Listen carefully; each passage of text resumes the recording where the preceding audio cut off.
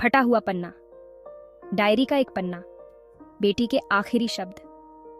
गम के ये टुकड़े ही उस बाप के पास बाकी हैं जिनकी 31 साल की बेटी, जो डॉक्टर थी, उसका कोलकाता में बलात्कार करके बेरहमी से कत्ल कर दिया गया। उसकी आवाज कांपती है जब वो डायरी के उस फटे हुए पन्ने की बात करते हैं, जो उस डर की खामोश विटनेसी है जो उनकी बेटी ने झेली। उनका मानना है कि उनकी बेटी के साथ एक से ज्यादा लोगों ने बलात्कार किया और उसे मारा। ये फटा हुआ पन्ना सिर्फ एक बाप का गम नहीं है, ये पूरे देश की शर्म है। ये घिनौना जुर्म जो आर.जी. कार मेडिकल कॉलेज की कथित सुरक्षित दीवारों के अंदर हुआ, ने पूरे भारत को हिलाकर रख दिया है। इसने गुस्सा भड़काया है, विरोध प्रदर्शन शुरू कर दिए हैं और वुमनों की, खास तौर पर स्वास्थ्य सेवा के क्षेत्र में काम करने वाली वुमनों की असुरक्षा को उजागर किया है। पीड़िता, जो पोस्ट ग्रेजुएट ट्रेनी डॉक्टर थी, ने अपनी जिंदगी दूसरों का इलाज करने के लिए समर्पित कर दी थी। फिर भी वो उसी हिंसा का शिकार बन गई जो हमारे समाज को ग्रसित किए हुए है। उसकी कहानी हमारे देश के अंधेरे पहलू की खौफनाक याद दिलाती है, जहां सबसे सम्मानित पेशे भी क्रूरता के खतरे से अछूते नहीं हैं। ये सवाल पूछने पर मजबूर करती है, अगर एक डॉक्टर, जिसे हम अपनी जान सौंपते हैं, उसके साथ इतनी बेरहमी से बलात्कार हो सकता है, तो भारत में आम औरत के लिए क्या उम्मीद है? मामले की जानकारी जितनी भयावह है, उतनी ही दिल दहला देने वाली भी। युवा डॉक्टर 36 घंटे की थका देने वाली शिफ्ट के बाद अस्पताल में अकेली थी। तभी बुराई ने उस तक का रास्ता खोज निकाला। उसका शरीर, जिस पर अकल्पनीय क्रूरता के निशान थे, 9 अगस्त को मिला।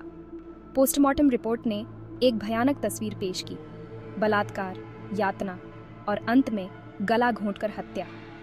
उसकी हत्या की खबर जंगल की आग की तरह फैल गई, जिससे पूरे देश में विरोध प्रदर्शन शुरू हो गए। डॉक्टर, नर्स और मेडिकल छात्र सड़कों पर उतर आए, अपने दिवंगत सहयोगी के लिए न्याय की मांग कर रहे थे। उनके हाथों में तख्तियां थीं, उनके चेहरों पर दुख और गुस्सा साफ दिखाई दे रहा था। उनकी आवाजें एक राष्ट्र के सामूहिक गुस्से को प्रतिध्वनित कर रही थीं। कोलकाता की हलचल भरी सड़कों से लेकर राष्ट्रीय राजधानी के बीचों बीच तक न्याय की गुहार गूंज उठी। अपराध की क्रूर प्रकृति, अपराधियों की क्रूरता और अधिकारियों की कथित निष्क्रियता ने गुस्से की आग में घी का काम किया। ये सिर्फ एक डॉक्टर की बात नहीं थी, ये भारत में हर महिला की सुरक्षा की बात थी।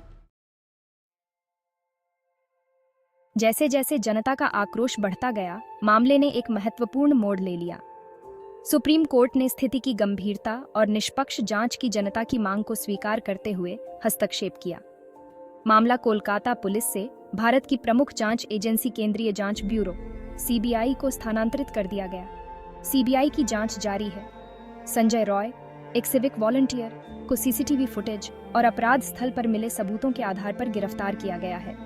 Agency RG. Car medical college के पूर्व प्राचार्य संदीप घोष से भी पूछताछ कर रही है, ताकि यह पता लगाया जा सके कि क्या कोई लापरवाही थी या अपराध को छिपाने का प्रयास किया गया था। सुप्रीम कोर्ट का हस्तक्षेप और सीबीआई की जांच न्याय की उम्मीद की एक किरण जगाती है। राष्ट्र देखता है और प्रतीक्षा करता है, एक संपूर्ण और निष्पक्ष जांच की उम्मीद करता है, जो अपराधियों को न्याय के कटघरे में खड़ा करेगी और सुरक्षा में किसी भी चूक के लिए जवाबदेह ठहराएगी, जो इस भयानक अपराध में योगदान दे सकती है।